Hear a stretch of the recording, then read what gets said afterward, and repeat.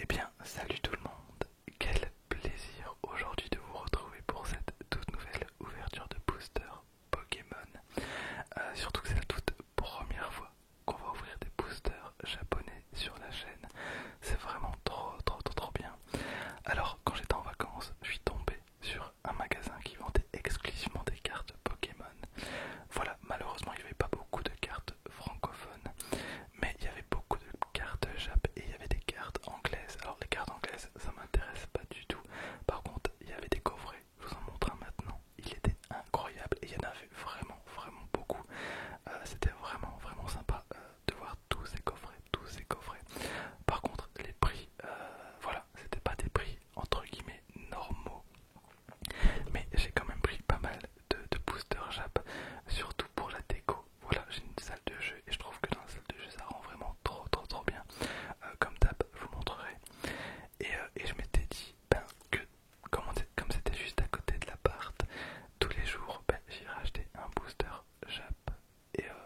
Et voilà, ça allait être mon petit achat journalier jusqu'à ce que j'arrive à dropper une ultra. Et j'ai chopé donc cette secrétaire que vous avez vue lors d'une de mes précédentes vidéos. Elle est incroyable. Alors oui, c'est encore une carte dresseur, donc la malédiction ne s'arrête pas. Mais je la trouve vraiment clean. J'aime beaucoup les petits reliefs. Et puis c'est la toute première fois que j'ai une carte Rainbow, donc voilà. Alors c'est la carte Doctor, qu'on peut trouver dans les boosters Règne de glace. Alors le booster en question c'était un booster Règne de glace je pense. Alors je sais pas si ça s'appelle exactement Règne de glace. Mais voilà, j'étais super content. Et j'ai bien évidemment pris des boosters à part uniquement pour faire des vidéos ASMR. Voilà, alors je trouve que vraiment cet artwork là il est exceptionnel. C'est d'ailleurs pour ça que j'ai pris des boosters pour faire une petite ouverture parce que vraiment c'est un gros coup de cœur. Alors, étant incapable de lire le japonais, je sais absolument pas ce qui est écrit, je sais même pas ça fait partie de quelle extension.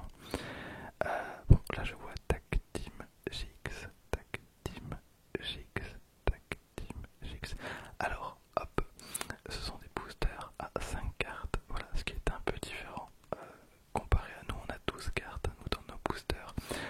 Les boosters Jap sont moins chers et pourtant les cartes sont pas forcément plus laides, au contraire. Honnêtement, j'ai une petite préférence pour les cartes Jap. Enfin voilà, je vais vous montrer tranquillement, donc installez-vous confortablement et on est parti ensemble pour une petite ouverture Pokémon des familles. Voilà, alors c'est la toute première fois, non? Ok, j'ai de la marge. C'est la toute première fois que j'ouvre des boosters Jap au ciseau. Voilà. Alors, pour le tri,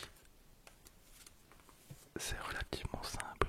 On a tout simplement la première carte pardon, à mettre tout au début. Alors oui voilà, il va y avoir un petit problème, c'est que étant donné que je suis incapable de lire le japonais et que je connais pas du tout le nom des Pokémon en japonais, il y a de grandes chances pour que je bug sur certains Pokémon parce qu'il y en a plus de 900. Ça va être compliqué pour moi de vous les sortir directement. Alors là on a Goodlang, on a un